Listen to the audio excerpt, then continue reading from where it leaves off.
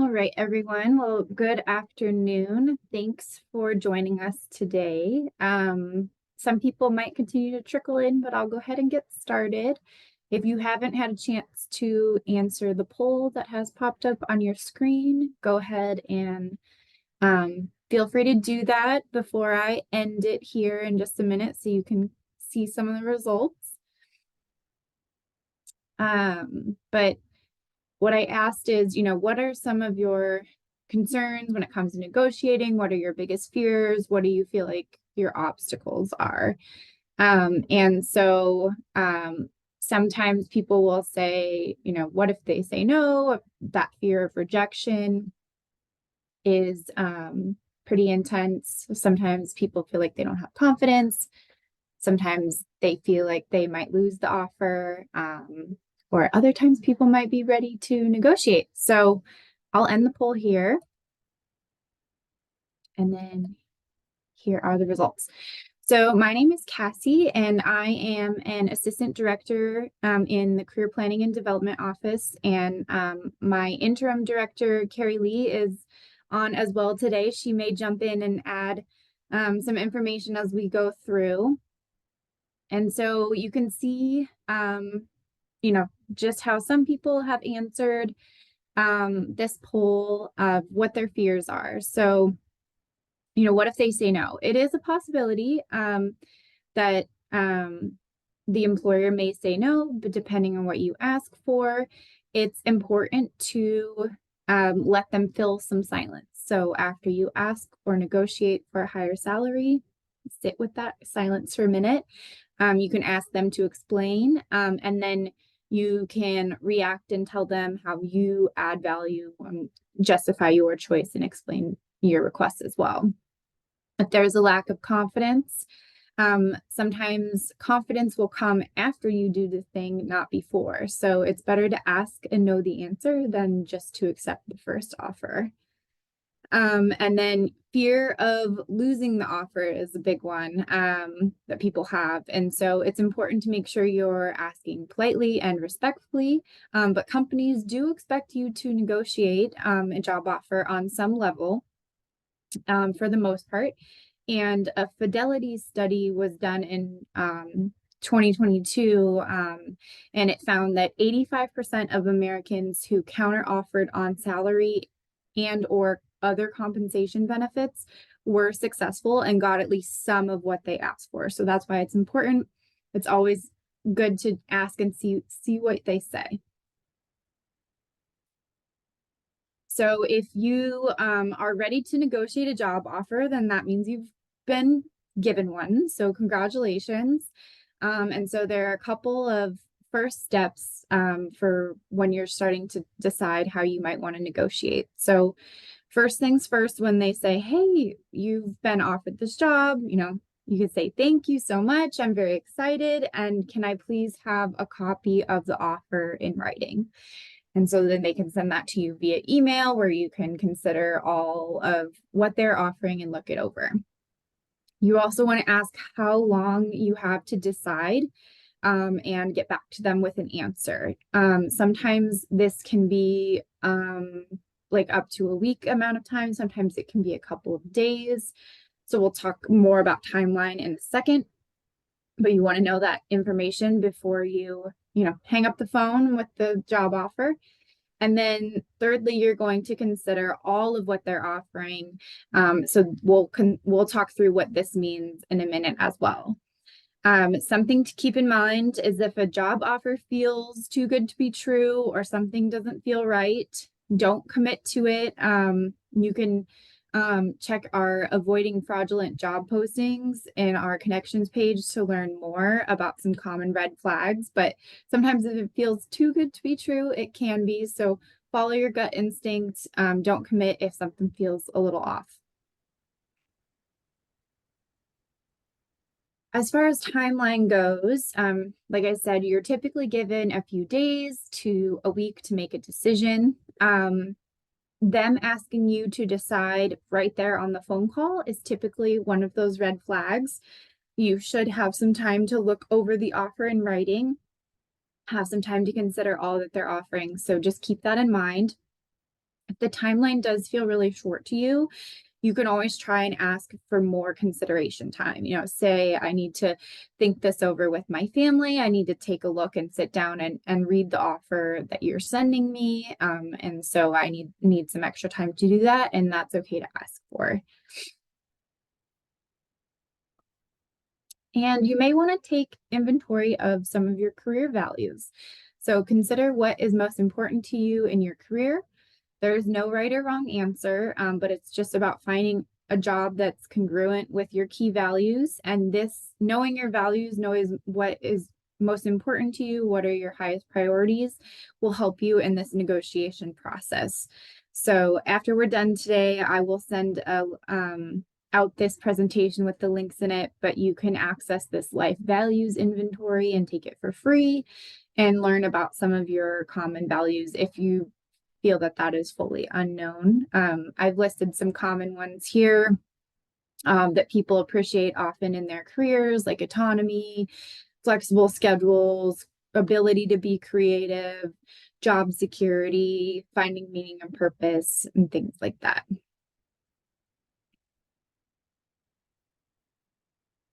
Some other considerations that you want to kind of take into effect and maybe ask questions about when you're reviewing the whole offer is you want to take a look at the full compensation package. We'll talk really in depth about this in a second, but this can include the pay, benefits, time off, the work schedule that you'll be asked to do, the work location, the logistics around that, any professional development opportunities that they might offer. You may want to consider what the workplace culture is like. So what's the dress code? What's the environment like? Those are great questions to ask during the interview process or once you've been offered the job. Supervision style is a good one to know. So supervisors can have a huge impact on your job satisfaction. Consider, you know, if their leadership style is compatible with your preferences and if the work environment feels like a place that you could succeed. Your role, your title, and any upward mobility opportunities are great things to consider. And sometimes organizational structures in companies can vary fairly widely. So, you know, consider if having a traditional hierarchy is more important or if you need a more flattened structure to feel like you can succeed. Flexibility and location. So are you able to work from home? What is your start and end times of your day? The costs of moving to a new city. So those are all things to consider. And as far as location research goes, you can utilize the Go and Global link in Handshake's resources that we have. And this will provide city and career guides for different cities around the world. So if you've been offered a job in a new city and you have no idea what it's like, this is a great place to check out what that might be like. And then does the job provide any professional development opportunities? So this can include room for them paying for certifications or licensures that you might be able to obtain. Do they have budgets for you to attend conferences? Can they pay for you to become members of professional organizations?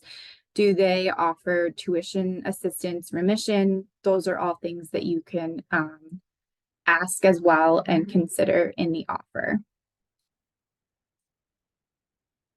And so one of the biggest questions that people might get, and they might get it fairly early on in the process, is how should you answer what are your salary expectations? So we will watch this video, just a few minutes of this video, where from Indeed that explains this a little more in detail on how to best respond and what to do if it happens fairly early on in the process. So first, let's quickly understand salary negotiations from an employer's point of view, because it's key to understanding how these mistakes and miscommunications often occur. Hiring is a time-consuming process for everyone. Most employers will ask about salary expectations on the first phone call because if there's an insurmountable gap between what they think the job is worth. Sorry. And what you as an employee want to be paid, it's just going to waste everybody's time. Pro tip, if a company is small or a startup, they may actually be using the "what are your salary expectations" question as a way to do a general market survey for figuring out how much they should actually be paying someone for the role. With established companies, it's very likely that they've already had HR do market research to figure out what they believe that role is worth and how much they're willing to pay for it. It's a myth that a hiring manager has full autonomy in how much they can pay someone. Typically, they do have some wiggle room, more than what their initial offer is, but particularly in uncertain economies, it's really not as much as you would imagine. Another myth is that employers will typically choose the cheapest candidate or the person who provides the lowest salary ask for the role. While obviously everyone would love to conserve resources, the saying goes, you get what you pay for, and that's definitely true in a lot of cases for hiring. All that to say, as a job seeker, it's wise to understand that there is a cap on what an employer can offer you, but lowballing your salary doesn't necessarily guarantee you a competitive edge to getting hired. Instead, do market research on what people with your qualifications and years of experience are typically paid, and then assess what you believe a fair but attractive offer would typically be. If you'd like to learn more about salaries across locations for that market research, I highly recommend checking out Indeed's salary calculator right there. So now that we understand the factors that an employer typically is considering during salary negotiations, let's talk about the common mistakes job seekers make when discussing compensation. Salary negotiation mistake number 1, being the first to disclose a specific dollar amount. In the past, recruiters were trained to get their candidates to reveal their salary expectations first. Now, recent legal changes have limited how far they can really go in pushing you to answer that question, but the same generally holds true today, that they're going to want you to reveal your number first. You, of course, want to be obliging in the interview process, but in this particular instance, go ahead and flip that question back to the interviewer. Companies are already at an advantage here in this interview process because they have their own historical salary data and they know how much they're willing to pay for the role. So let's take a look at a real-world example here. Let's say an employer is doing initial phone screening with you and you're asked, what are you looking for pay? Now, you can go ahead and just respond with something as simple as, it's so early in the process that I'm still learning what the role and responsibilities are, so my expectations are flexible at the moment. Plus, there's many other considerations that I make when it comes to joining a new company beyond pay. But flip then the question to them and say, what have you budgeted for the role? Another common way that an employer will try and get at this answer from you is to ask about your salary range. So they're trying to basically see how flexible you are and then level set expectations as needed based on how big that gap is between what you want and what they desire. As a candidate, however, you can certainly ask, well, what is the salary range for this position? Or what are comparable salaries for people already in this role? This leads us right into our second rule, but before I hop into it. All right. So we'll talk more about some common replies in a few minutes as well, but I thought that was just a really great take on how to turn that question back to the employer if they ask you really early on what are your salary expectations. So let's continue.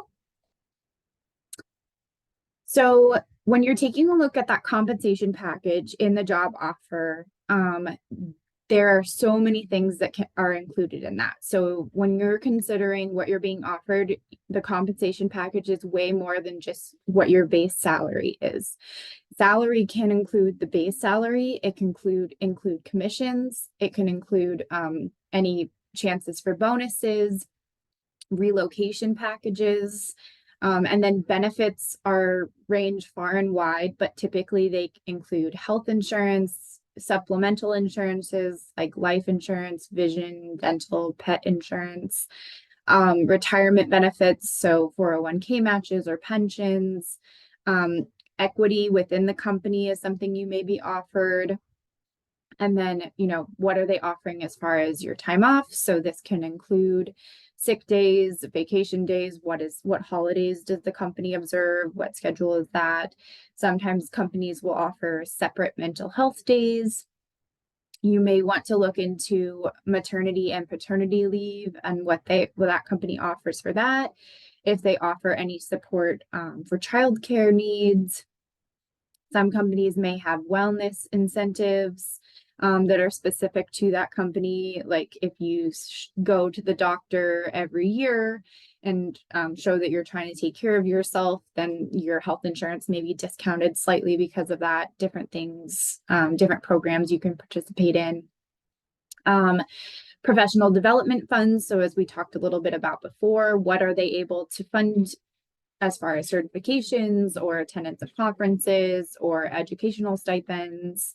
What are the schedules, flexibility, if they offer support with commuting expenses, parking, things like that. And then what is the workday length, what's the week length? All of those things are part of the compensation package.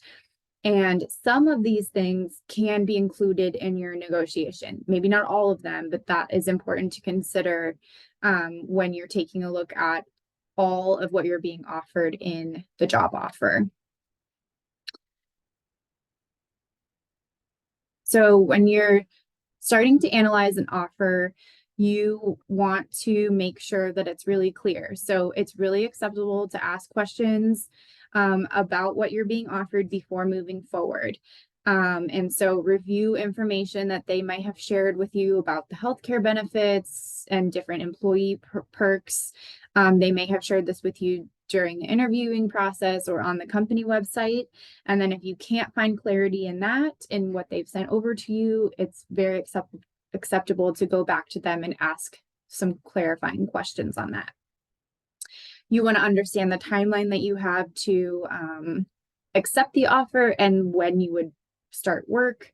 You want to take a look at any bonuses or commissions that may be included. You maybe want to consider if you have a FLSA exempt position, so you may not be paid for overtime. So just things to take in consideration, consider the medical benefits, consider expenses that aren't covered and what that might cost you. So if they need you to buy a parking pass, and that comes out of your own pocket, does that seem realistic for you? Consider that time off that we talked about, and then consider your professional development opportunities, if those are really important to you, that kind of thing.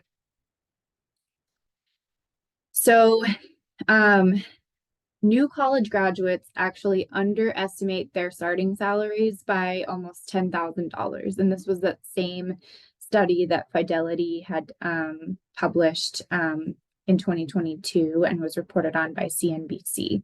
So that is just something important to keep in mind as you begin negotiating. It's important to not underestimate yourself. So how do you know what salary to ask for? How do you know the value of your work, essentially? And so there are a couple of great resources that you can utilize.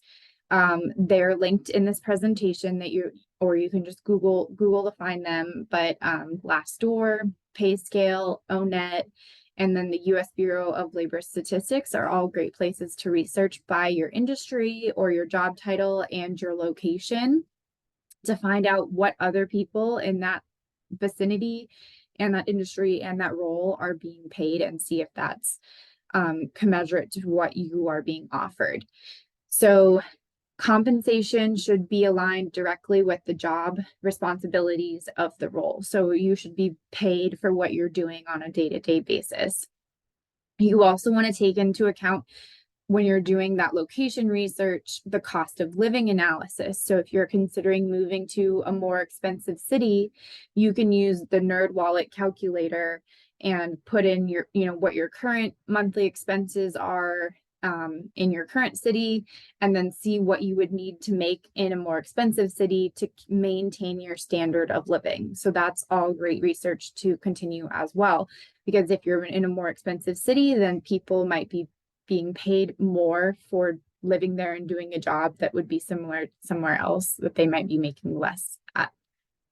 And then you want to pick near the top of your range. So these different websites will provide you with a range of this to this is what people are making in this industry, in this city, and you want to aim for the top, and assume that you're entitled to that top pay.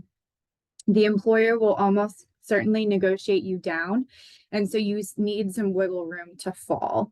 And so, you might see different compensation standards for that type of position that you're searching for across multiple industries. And so that's also important to keep in mind. So if you're looking to be an accountant, but you're going to be working for a school district, that compensation may be much lower than an accountant that would maybe working at a Fortune 100 company.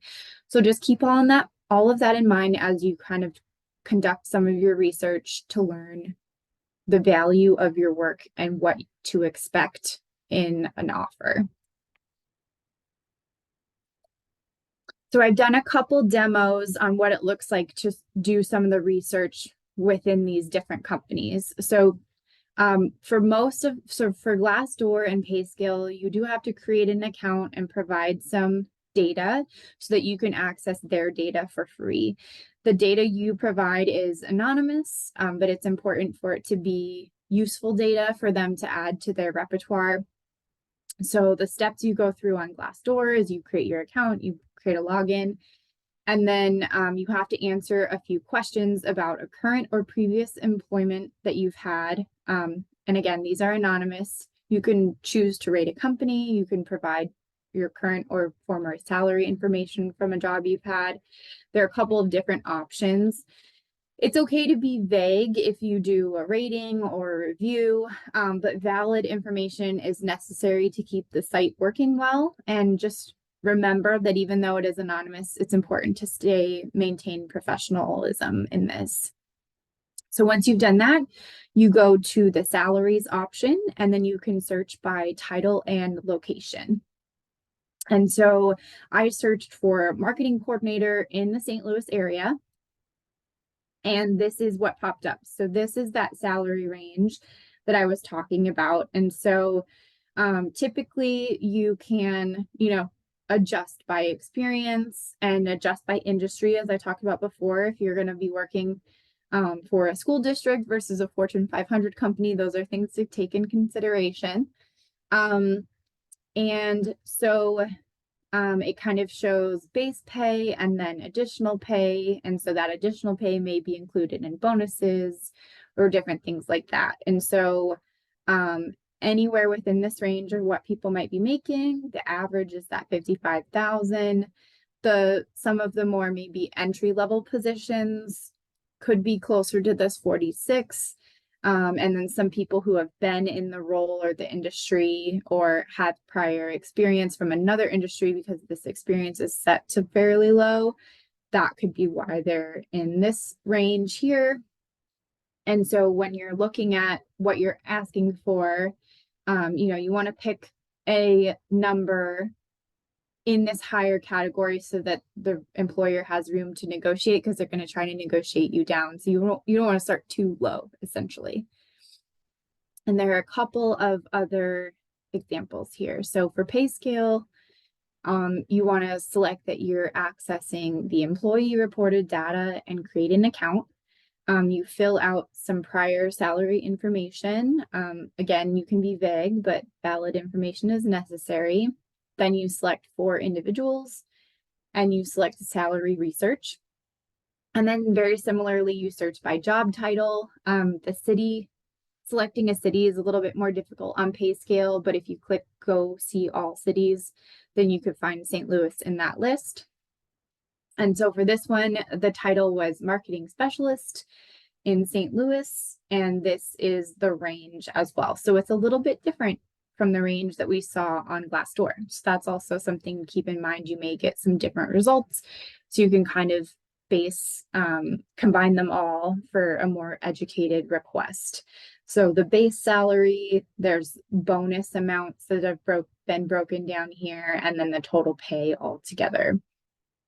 And there's some more data that PayScale provides as far as pay by experience. And so this is that kind of climbing scale of if you're new to that industry or new to work experience, these might be what people start to make, and then their pay grows. So that's just something to keep in mind as you ask and negotiate and learn the value of your work. And then for ONET, you can search by title as well. It's not as specific as other websites, but they still have some comparable labels. And then you scroll all the way down to the wage and employment trends section for that title search. And then you can search through that by location. And so for St. Louis, a market research analyst or marketing specialist, this is what it's showing. And it shows you the St. Louis range compared to the Missouri range compared to the US range. And so you can compare this across locations as well. So the St. Louis marketing research analysts make a little bit more typically than just general Missouri average, but then it's a little bit less than the US national average. It also breaks it down more this way as well verbally. So you can use these graphs to kind of understand, what the value of your work might be. So now that you've done some research on your salary, it's time for that negotiation. And so ideally you want to know this going into the job, interview that you're preparing for and things like that. You want to know this information before you're granted the offer, but it doesn't mean you have to reply immediately to that offer. You can take some time to review what you've researched. And again, as we watched in that video, if you are asked your salary expectations without knowing exactly what they can offer, you should pivot the question back to them. So you don't want to be the first one to provide that number like that video talked about. So the question you can ask is, what is your typical budget for this role? Or it's really early on in this process, so it's hard to understand the full scope and responsibilities of this role at this time, but I'd love to know what the budget is for this role that you're offering. If they do require you to give an answer, avoid providing them with a range. You want to provide them with an exact number, and the reason for that exact number. So down here towards the bottom, instead of asking for 55,000, ask for 5475, something more specific, because when employees use a more precise number in their initial negotiation request, they're more likely to get a final offer closer to what they're hoping for, because the employer will assume and know that you've done more extensive market research into the value of your position, and they know you're pulling that specific number from somewhere. So use that specific number rather than just a general round number. And know your benefit rankings. So know what you want to focus on as far as the benefits that are most important to you, what you value and how you can meet those values, or how they can meet those values. Most negotiations are done over the phone or in person, but they can be done over email. It's just important to maintain an air of respect. If you're writing things over an email, be respectful, be courteous. And then if you are having that face-to-face conversation, sit with some of that silence. It might be really uncomfortable when you provide that exact number and then they take a minute to take a look at that. Don't try to fill that silence. Let them fill that silence in response to you. So we talked about all of those benefits earlier, and some of those are items that you can negotiate in addition to just your base salary. So if there are commissions, you can negotiate percentages. You may be able to negotiate additional paid days off, what your bonuses might look like. Relocation packages are a big one. An important question you want to ask for the relocation package is if it will be taxed or not. So that is an important thing to know when you're getting a lump sum of money. Will that money be taxed right away or not? Or will they pay all of the fees or reimburse you as you go? All of those kind of logistical things. What are the education stipends? Do they provide a certain number of credit hours per semester, no matter the cost, or is there a cap on the cost? Some companies will offer gym memberships or reimbursements for gym memberships. Some companies will offer meal stipends if you are required to work after hours or different things like that. The maternity and paternity leave is a great thing to know and ask for, and ask if if they have different ranges of what they offer there. The remote work options are something you may be able to negotiate.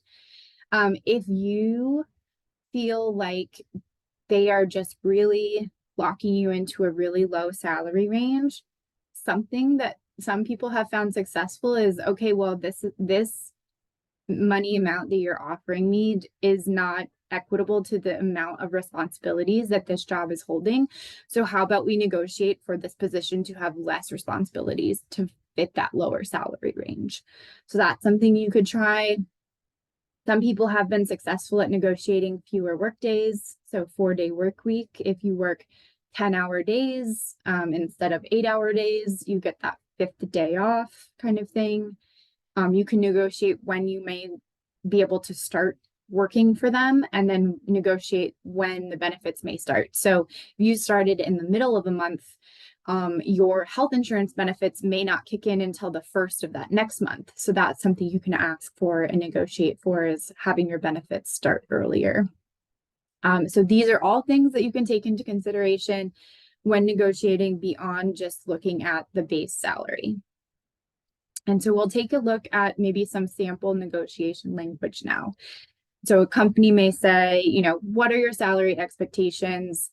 They may or may not have provided you what their budget is. You can always try to turn that question back on them, but if they are asking for a response, you want to be respectful. You want to talk about how you're willing to work with them, but that you understand the value of your work and your role, and you've done some research. So a response might look something like, I'm looking for compensation to be paid at the level that's commensurate with the responsibilities of a role, like we just talked about, and that's on par with my peers and competitive in the marketplace. But I understand that compensation is more than just salary. So I'm looking forward to reviewing the benefit information package to learn more about, what your company offers. And I'd like to work with you to come up with something that works for both of us. So that's showing that you want to work with them, you want to make it possible because you are excited about this position. And so after conducting market research for other roles like this in this local area that we're in, I'd be comfortable accepting something closer to, and then don't list a round number, but list that exact number for this position. They may counter response to something lower, they typically will.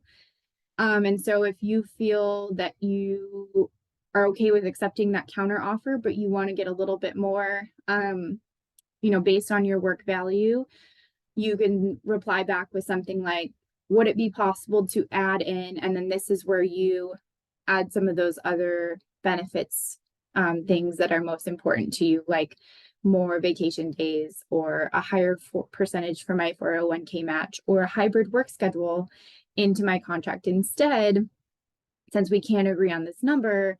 And then with an adjustment of those benefits, I'd be more comfortable accepting that lower salary number of X. But you can also counter offer again a little bit higher than what they've counter offered you. So it's a back and forth. And so they will likely counter offer with a lower salary offer, but at least closer to what you're willing to settle for in most cases. Again, be realistic in the industry that you're working in and what you're expecting and asking for. And so something like this too is, you can't just ask for 100 days off or 100 vacation days or unlimited vacation days. But something that may be useful is, oh, I had this many vacation days in my last job or my current job, and I'd really like to stay at that same amount. Is that something that we could work out? So be realistic in what you're asking for, but those are always worth asking those questions. And as far as for international students, there are a couple of things that you may want to keep in mind as you're negotiating your offers. So I've linked here a great resource from another school on like the best way to explain what OPT is to a potential employer. I thought it was really helpful. And, you know, considering that they may be willing to hire you for that year, but then you can discuss with them what the STEM extension opportunities might be, if it's something that you and the employer are willing to extend beyond that 1 year.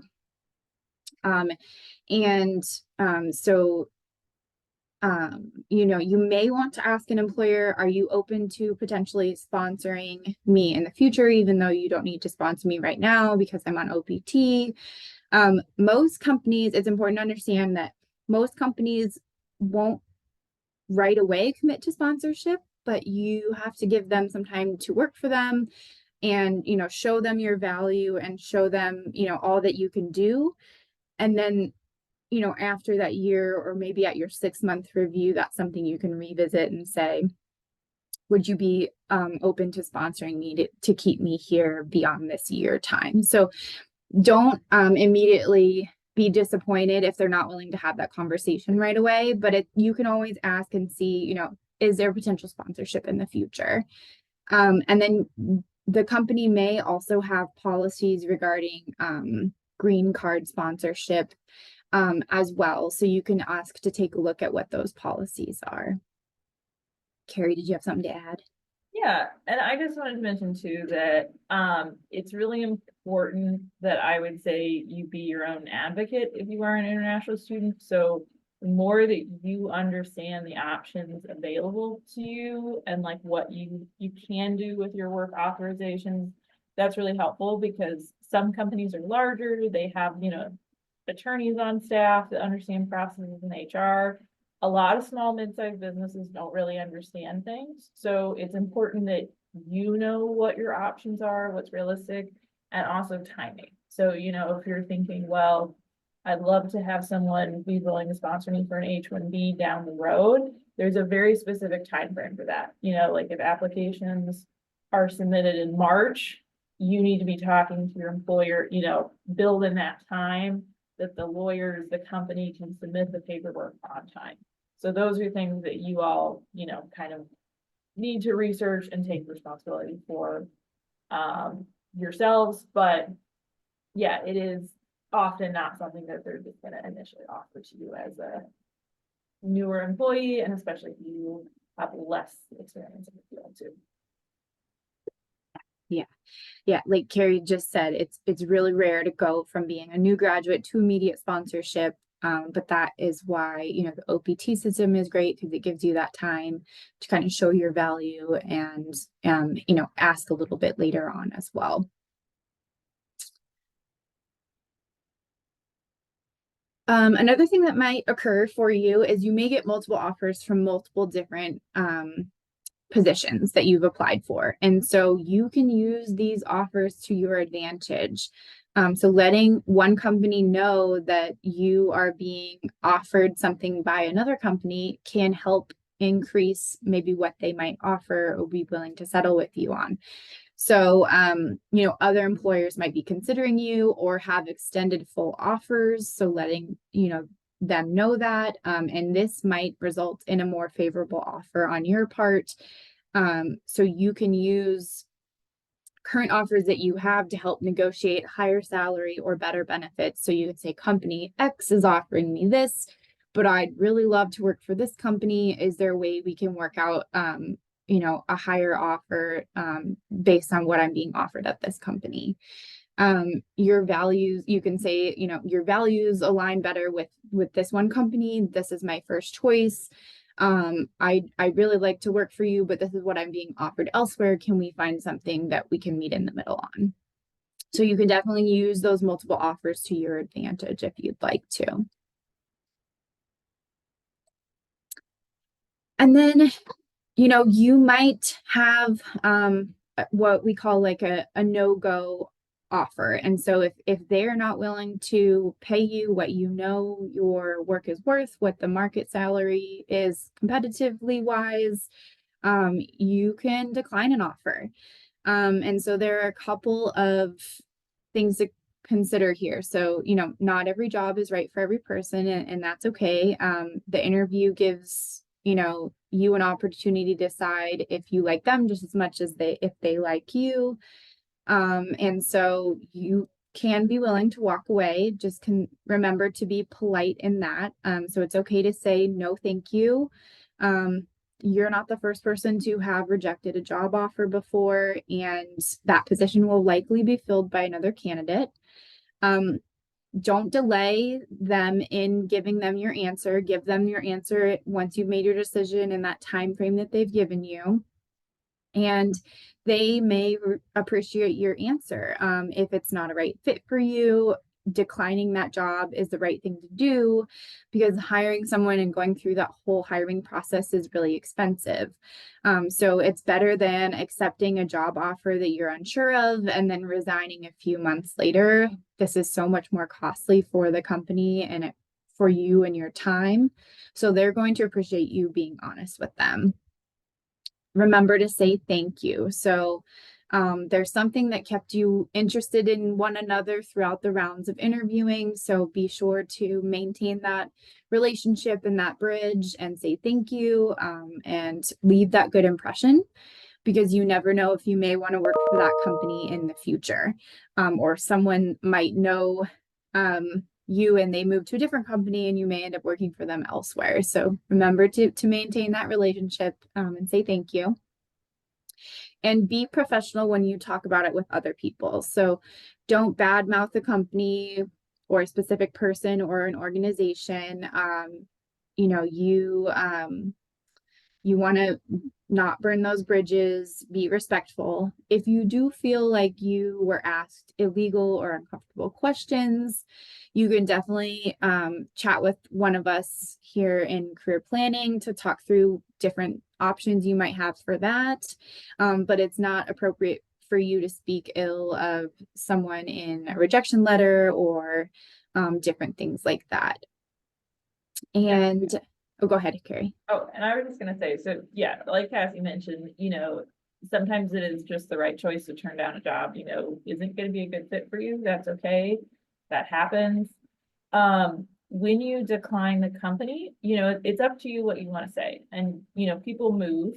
They might be an HR representative at Deloitte and then they go over to Boeing, so you want to be considerate. And so what I would say is, it's sometimes helpful to give them some sort of rationale, but you can keep it kind of vague.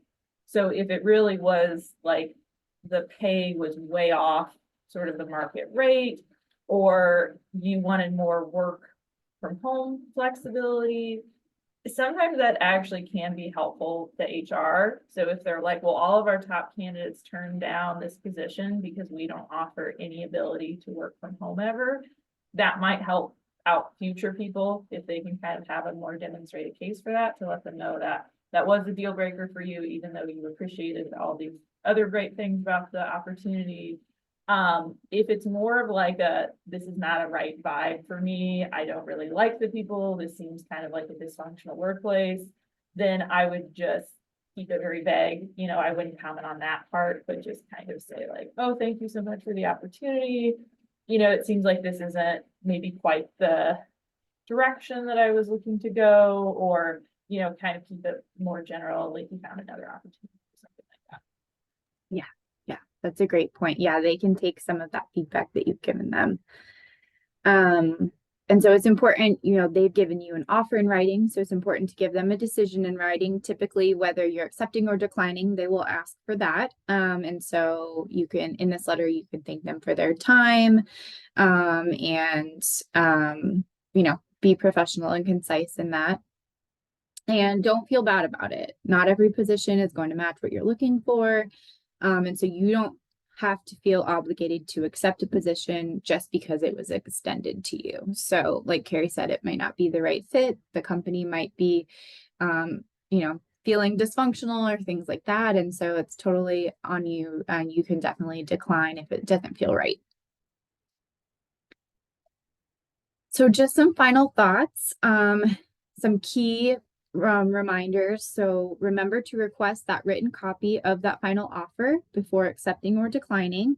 And within that, consider all that they're offering beyond just that pay salary. So take a look at that full compensation package, what those benefits look like, and understand everything that you're being offered with that job. Be respectful, try to avoid showing emotions in that negotiation process, or if you're declining, maintain that decorum and always say thank you to the hiring official for their time, regardless of whether you accept or decline. And so this is a little bit of information on how to get in touch with our office. You can make appointments with Carrie or I using Handshake.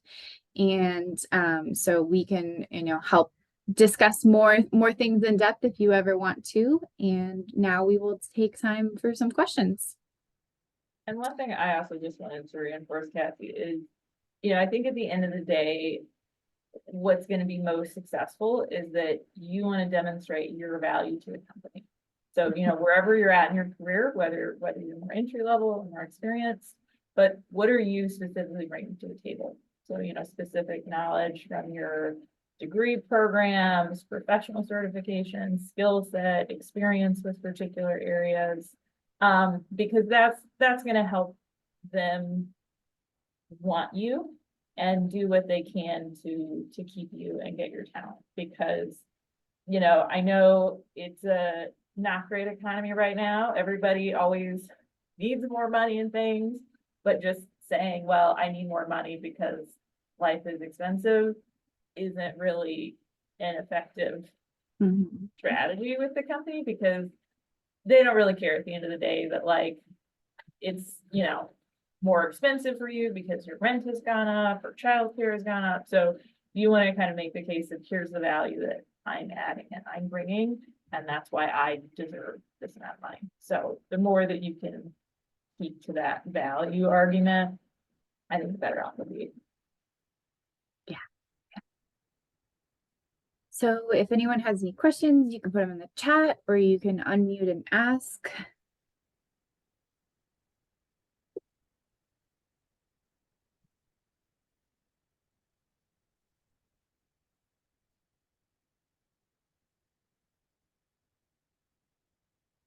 And if there aren't any questions, then we can also be done for the presentation. Thank you. Yeah, thank you so much for coming. Sure.